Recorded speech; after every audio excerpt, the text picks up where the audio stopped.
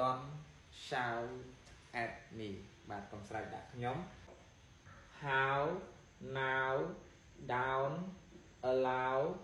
wow town បាទសូមការអនុញ្ញាតជម្រាបសួរអ្នកទាំងអស់គ្នាសុខសប្បាយជាទេថ្ងៃនេះ Hello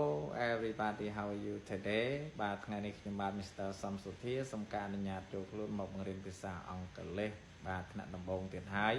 បាទថ្ងៃនេះយើងរៀនមេរៀនទី5បន្តដល់ដែលតទៅនឹងការរៀនបាទស្រាក់ផ្សំចូលគ្នា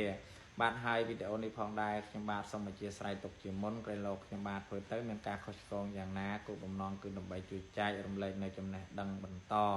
ដែលខ្ញុំបាទចេះដឹងតិចតួចទៅដល់បងប្អូនឬក៏ក្មួយដែលគាត់ចង់រៀនខាងផ្នែកមូលដ្ឋានគ្រឹះនៃភាសាអង់គ្លេសខាងផ្នែកបញ្ចេញសំឡេងហ្នឹងឲ្យបានល្អត្រឹមត្រូវលុះត្រាតែយើងបាទស្គាល់នៅបាទជនជំនះបាទស្រាក់ភាសាអង់គ្លេសបាទកុំឲ្យខាតពេលវេលាសូមចូលមេរៀនថ្មីតែម្ដងបាទមុននឹងចូលមេរៀនថ្មីសូមរំលឹកមេរៀនចាស់សិនបាទមេរៀនម្សិលមិញគឺយើងរៀនតាក់ទងនឹងសំឡេងអ្វីស្មើនឹងភាសាខ្មែរខ្លះបាទម្សិលមិញគឺយើងរៀនសំឡេង OU ស្មើអោឬអៅមែនអត់បាទតោះយើងឧទាហរណ៍ទាំងអស់គ្នាពាក្យបាទយើងអានថាម៉េចនេះអានថា shout បាទស្រែកអញ្ចឹងយើងដឹងហើយបាទ SH នេះស្មើនឹង sh មែនអត់បាទ sh នេះបាទឬក៏ shaw បាទបូកនឹង OU នេះស្រៈអៅបាទស្រៈអៅណាថឹកសលេងថឹកអញ្ចឹងយើងស្មើ sh បាទអៅ shout បាទ shout ស្រែក don't shout at me បាទកុំស្រែកដាក់ខ្ញុំបាទហើយថ្ងៃនេះគឺយើងរៀនសំឡេង O W ស្មើអោឬ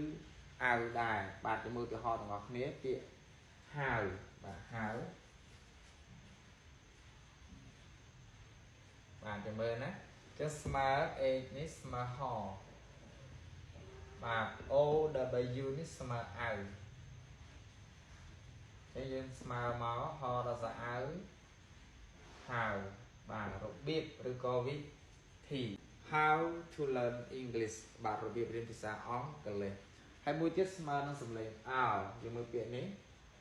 អានថា down បាទអញ្ចឹងដើម្បីឲ្យឆាប់ចេះឆាប់ចាំចំណាំបានវិធីដែលល្អគឺរៀនសង្កេតរៀនចំណាំហើយអានឧទាហរណ៍បាទទៅវិញទៅមកនឹងចេះហើយបាទកុំឲ្យខាតពេលវេលាតោះសូមចូលមេរៀនថ្មីទាំងអស់គ្នា Let's go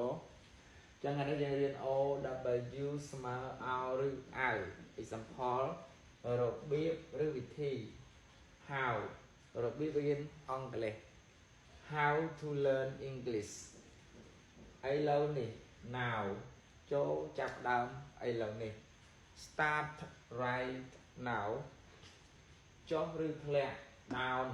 កុំមើលងាយខ្ញុំ don't look down on me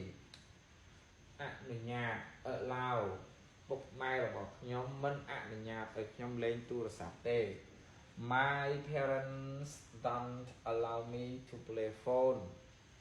សច្ចា wow ខ្ញុំសច្ចាថានឹងឈប់ផឹក I vow to stop drinking ទីក្រុង town ខ្ញុំរស់នៅក្នុងទីក្រុងកែប I live in Cape Town បាទដើម្បីឲ្យឆាប់ចេះឆាប់ចាំចំណាំបានសូមចំណាំពាក្យទាំងអស់គ្នា O W ស្មើអោឬអៅ example how now down allow wow town បាទមេរៀនខ្ញុំបាទធ្វើនៅថ្ងៃនេះសូមចប់តែសង្ខេបតែប៉ុណ្ណេះសូមអរគុណសូមជម្រាបលាបាយបាយ